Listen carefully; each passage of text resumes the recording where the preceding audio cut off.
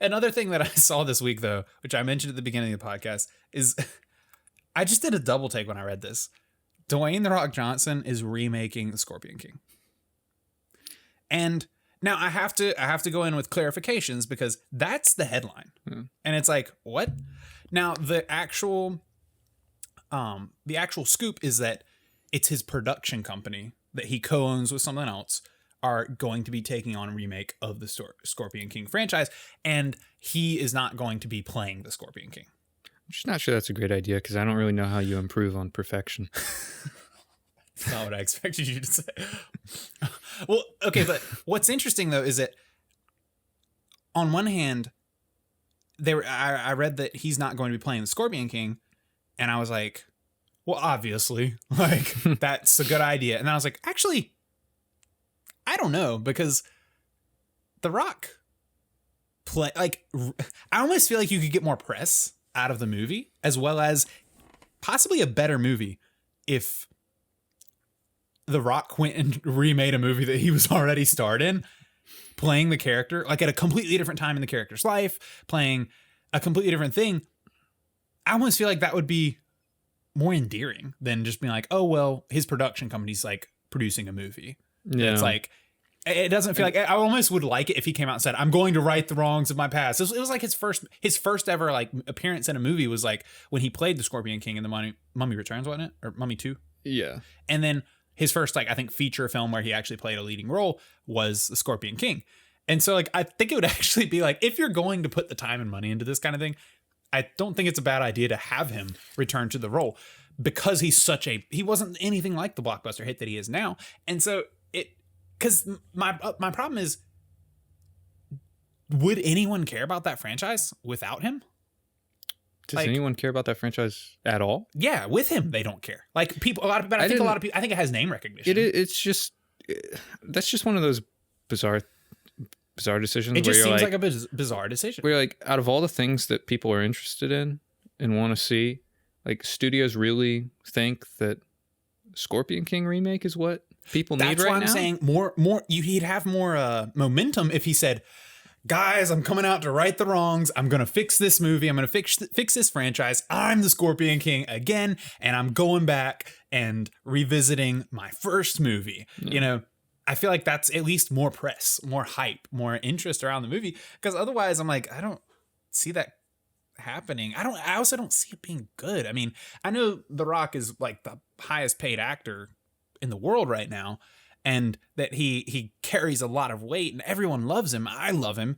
But like, I mean, it's universally accepted that he doesn't make great movies and that he's not like some like fantastic actor. It's just something about the actor himself that just carries a certain kind of weight that's just so attractive and lovable to people as a personality that he carries a lot of sway. And I think he has a lot of global appeal that really carries his movies through. Many of his movies that don't even do that well in the US do really well worldwide.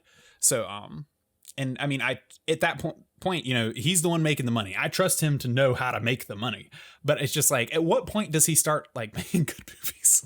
Like, at what point is like, can we like get something good here? Hopefully it starts with the Scorpion King. Scorpion King. Dwayne The Rock Johnson produces Scorpion King to 9 out of 10 reviews. But I don't know. I love The Rock so much that I want to see him like kill it in some movies. And I know that Black Adam is like one of his upcoming roles that people are kind of excited about. Oh, yeah. I mean, I'm interested to see where that goes. It could really be, you know, I wouldn't say breakout, but his breakout critically, or, you know, on more of a, because I hate to say he's not like, he does movies that aren't like highly respected in the film world, you know, in the pretentious like